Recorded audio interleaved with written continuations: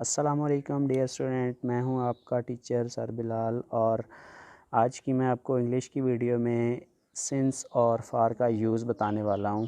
ये बहुत ही इम्पोर्टेंट होता है इंग्लिश ग्रामर के अंदर, सिंस और फार का यूज़।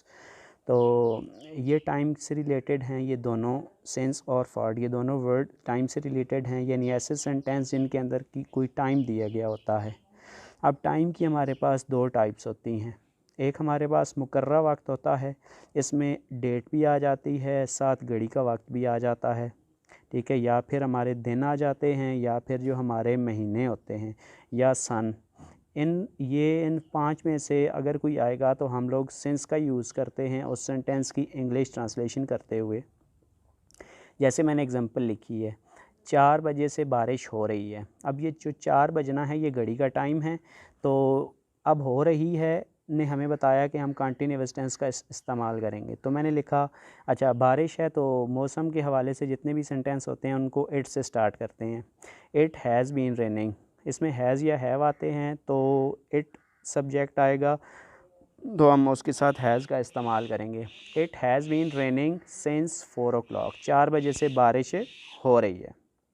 ओके, अगला जुमला, वो सुबह से आपका इंतज़ार कर रहा है। अब ये भी फ़िक्स टाइम है, ठीक है। 4 घंटे भी फ़िक्स टाइम था, ये भी टाइम फ़िक्स है। सुबह का भी टाइम होता है, शाम का टाइम होता है, दोपहर का टाइम होता है, रात का टाइम होता है। इन सारे टाइम के साथ भी हम लोग सिंस का यूज़ करते हैं।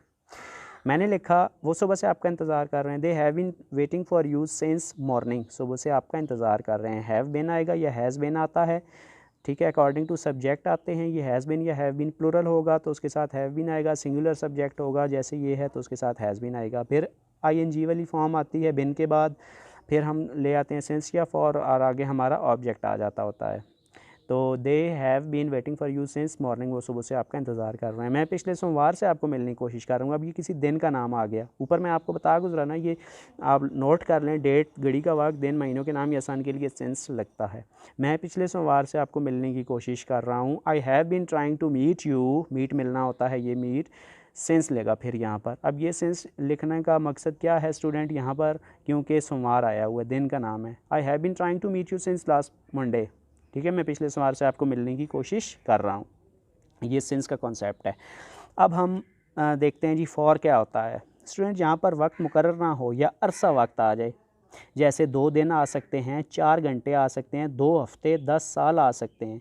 तो इस तरह का जो टाइम होगा ये मुकर्रर नहीं होता, तो उसके लिए यानी हम लोग फॉर का इस्तेमाल करते हैं। जैसे एग्जांपल से आपको क्लियर होगा कि मैंने लिखा हुआ है कि the child has been crying for 3 hours, बच्चा 3 घंटे से रो रहा है। तो 3 घंटे जो है ना अब हमारे, उससे पहले हम प्रपोजिशन फॉर का इस्तेमाल करेंगे। The child has been crying for 3 years. Okay, क्या वो 10 साल से इस मकान में रह रहा है? अब 10 साल है, टाइम फिक्स नहीं है, हमें नहीं पता वो 1990 के 10 साल हैं, कौन से 10 साल हैं। तो 10 साल उसने बस कह दिया, तो मैंने उसके साथ भी, अब ये इंटरोगेटिव सेंटेंस भी है, हैज़ को शुरू में लगाना है और सब्जेक्ट के फ़ौरन बाद बिन आएगा।